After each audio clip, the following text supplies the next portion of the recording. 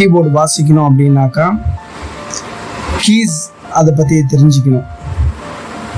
அப்போ தான் அதில் வந்து நம்ம ஃப்ளூயண்ட்டாக வாசிக்க முடியும். ஸோ இதில் வந்து கீஸ் அப்படின்னு சொல்லும்போது பார்த்தீங்கன்னாக்கா இவ்வளோ கீஸ் இருக்குது.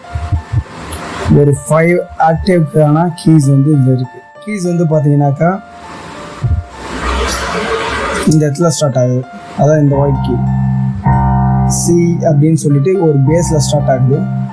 ஸோ அதுக்கடுத்து பார்த்தீங்கன்னா C2 செகண்ட் ஆக்டிவ், அப்புறம் பார்த்தீங்கன்னா third active C, fourth active C, fifth active C.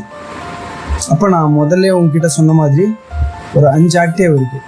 இதில் ஆக்டிவ்ன்றது அப்படி என்ன அப்படின்னாக்கா இந்த சிலேருந்து இந்த சிக்குள்ளே அதுதான் ஒரு ஆக்டிவ். அப்படி நம்ம கனெக்ட் பண்ணாக்கா வந்து ஒரு 5 ஆக்டிவ் வந்து இந்த கீபோர்டில் இருக்குது. சரிங்களா? இப்போ வெஸ்டர்னில் வந்து நாம் சரிகம பதனிச அப்படின்னு சொல்லுவோம். அதுலேயே வந்து பார்த்திங்கன்னா ரீ1 ரீ2 கா1 கா2 மா1 மா2, பாவுக்கும் சாவுக்கும் பேதஸ்வரம் கிடையாது. ஸோ அதனால் பாவுக்கு அப்புறம் தா இருக்குது, தா1 தா2 நீ1 நீ2 அப்படின்னு சொல்லிட்டு அது ஒரு 12 வரும், 12 சுரங்கள் வரும். ஸோ அதே மாதிரியே இதில் நம்மளோட வெஸ்டர்னில் கீபோர்டில் பார்த்தீங்கன்னா 12 சுரங்கள் இருக்கும். அது ஒரு ஆக்டிவ்னு கூட நம்ம சொல்லலாம். எப்படி அப்படின்னு பார்த்தீங்கன்னா ச ரி க ம ப த நி ச, சாரி ச நி த ப ம க ரி ச, ச ரி க ம ப த நி ச, ச நி த ப ம க ரி ச. ஸோ இது வந்து பார்த்திங்கன்னா ஒரு 7 சுரம் இதில் போயிடுது. அப்போ மீதி அது கூட வந்து ஒரு 5 சுரங்கள் சேரும்போது 12 சுரங்கள் வந்துடுது. ஸோ இதில் வந்து நம்ம வெஸ்டர்ன்லேருந்து என்ன சொல்கிறோம் அப்படின்னாக்கா கர்நாடிக்கில் வந்து சா அப்படின்னு சொல்லுவோம்.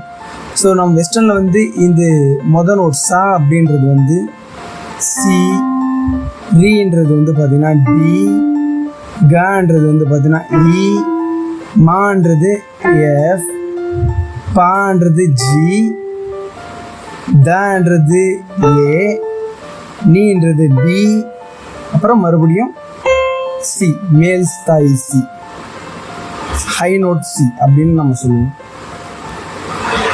ஸோ இந்த மாதிரி வந்து கீபோர்டில் வந்து பார்த்திங்கன்னா நோட்ஸ் வந்து நொட்டேஷன்ஸ் வந்து இருக்கும், கீஸில் வந்து அந்த நொட்டேஷன்ஸ் இருக்கும். ஸோ இது நம்ம எப்படி வந்து சி எங்கே இருக்குது அப்புறம் பி எங்கே இருக்கும் அப்படின்னு சொல்லிட்டு ஈஸியாக நீங்கள் தெரிஞ்சுக்கிறது வந்து பார்த்தீங்கன்னா, ஸோ இந்த 2 பிளாக் கீக்கு முன்னாடி இருக்கிறது சி, இந்த 2 பிளாக் கீக்கு பின்னாடி இருக்கிறது இ, அப்படி நீங்கள் ஞாபகம் வச்சுக்கலாம். அதே போல் இந்த 3 பிளாக் கீஸுக்கு முன்னாடி இருக்கிறது எஃப், இந்த பிளாக் கீஸ் இந்த 3 பிளாக் கீஸுக்கு பின்னாடி இருக்கிறது பி, அப்படின்னு நீங்கள் ஞாபகம் வச்சுட்டாலே மீதி வந்துடும். பிக்கு முன்னாடி ஏ வந்துடும், எஃப்க்கு முன்னாடி ஜி வந்துடும். இந்த 2 பிளாக் கீஸ் முன்னாடி சி சொல்லியிருந்தேன், சிக்கு அப்புறம் டி வரும், இக்கு முன்னாடி டி வரும்.